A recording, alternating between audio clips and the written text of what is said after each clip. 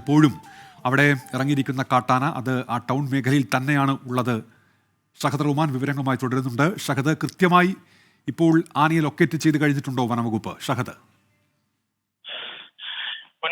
അങ്ങനെ നമ്മൾ ഏറെ നേരം ഓടിയതിനു ശേഷം, അതായത് ആനയ്ക്ക് പുറകെ എല്ലാവരും ഓടുകയാണ്. ഈ ഫോറസ്റ്റ് ഉദ്യോഗസ്ഥരും അതുപോലെ തന്നെ വനംവകുപ്പിലെ ഉദ്യോഗസ്ഥരും നാട്ടുകാരും പോലീസും ഒക്കെ ആനയ്ക്ക് പുറകെ ഓടുകയാണ്. ആന ഇപ്പോൾ ഉള്ളത് ഒരു വയൽ പ്രദേശത്താണ്.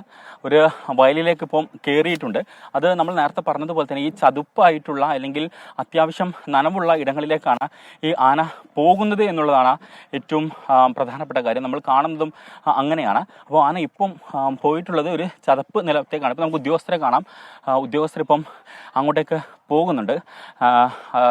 പറ്റിയാൽ, അതായത് സാധിച്ചു കഴിഞ്ഞാൽ ഒരു പക്ഷേ മയക്കുവെടി വെക്കാനുള്ള ഒരു തീരുമാനം എന്തായാലും നിലവിൽ ഉദ്യോഗസ്ഥരുടെ ഭാഗത്തു നിന്നുമുണ്ട്.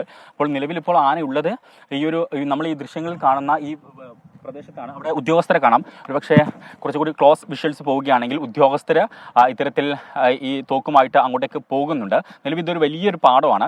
നമുക്കറിയാം, രാവിലെ വരെ നമ്മൾ ആദ്യഘട്ടങ്ങളിലൊക്കെ റിപ്പോർട്ട് ചെയ്യുന്ന ഘട്ടത്തിൽ ആന സേഫായിട്ട് ഒരിടത്തായിരുന്നു, ഒരു സ്വകാര്യ വ്യക്തിയുടെ പറമ്പിലായിരുന്നു ആന ഉണ്ടായിരുന്നത്.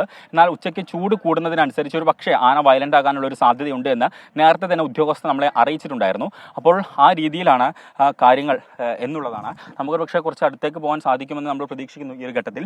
അപ്പം പിന്നീട് ഉച്ചയ്ക്ക് വെയിൽ കൂടിയതോട് കൂടിയിട്ടാണ് ആന ഈ പുറത്തേക്ക് ഇറങ്ങുന്ന ഒരു സാഹചര്യം ഉണ്ടായിട്ടുള്ളത്. അതായത് ജനവാസ മേഖലയിലേക്ക് ഇറങ്ങുന്ന സാഹചര്യം ഉണ്ടായത്. നേരത്തെ ഉദ്യോഗസ്ഥരും അത് തന്നെയായിരുന്നു ഭയന്നിട്ടുണ്ടായിരുന്നത്. കാരണം ജനവാസ മേഖലയിലേക്ക് ആന ഇറങ്ങാനുള്ള ഒരു സാധ്യതയുണ്ട് എന്നുള്ളതായിരുന്നു നേരത്തെ ഉദ്യോഗസ്ഥരും ഭയന്നിട്ടുണ്ടായിരുന്നത്. ഇപ്പം അത് ശരിവെക്കുന്ന രീതിയിലാണ് കാണാൻ സാധിക്കുന്നത്. അപ്പോൾ കൂടുതൽ പോലീസിനെയും അതുപോലെ തന്നെ ഈ വനംവകുപ്പിലെ ഉദ്യോഗസ്ഥരെയും ഇവിടേക്ക് വരാൻ ആവശ്യപ്പെട്ടിട്ടുണ്ട്. നിലവിൽ ഓണം അവധിയിൽ പ്രവേശിച്ച മുഴുവൻ ഉദ്യോഗസ്ഥരോടും തിരികെ വരാൻ വേണ്ടി പറഞ്ഞിട്ടുണ്ട്.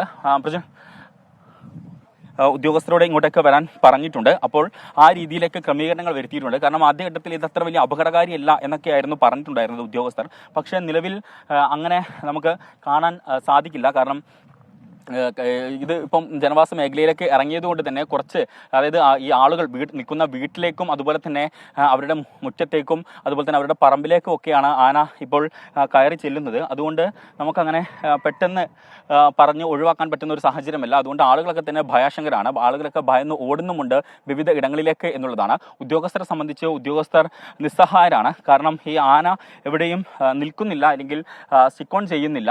അപ്പോൾ അതുകൊണ്ട് തന്നെ ഈ ആന ഉള്ളിടത്തേക്ക് ഓടുക എന്നുള്ളത് മാത്രമേ നിലവിലെ സാഹചര്യത്തിൽ നമുക്ക് പറയാൻ സാധിക്കുകയുള്ളൂ എന്നുള്ളതാണ്. നമുക്കൊരു പക്ഷേ ദൃശ്യങ്ങളിൽ കാണാമെന്ന് വിചാരിക്കുന്നു. കാരണം നമ്മൾ ഈ വരുന്ന ഘട്ടങ്ങളിലൊക്കെ തന്നെ ആന ചിതറി ഓടുന്ന ഒരു കാഴ്ചയായിരുന്നു നമുക്ക് കാണാൻ സാധിച്ചിട്ടുണ്ടായിരുന്നു എന്നുള്ളതാണ് ഏറ്റവും പ്രധാനപ്പെട്ട കാര്യം. ഉന്മേഷ്. ഷഹദ് റഹ്മാനാണ് വിവരങ്ങൾ നൽകിക്കൊണ്ടിരിക്കുന്നത്. പേരാമ്പ്ര ടൗൺ മേഖലയിൽ തന്നെയാണ് ഇപ്പോഴും കാട്ടാനയുള്ളത്. പുലർച്ചെ 5 മണിയോടെയാണ് കാട്ടാന എത്തിയത്. ഇപ്പോഴും അത് ജനവാസ മേഖലയിൽ തുടരുകയാണ്.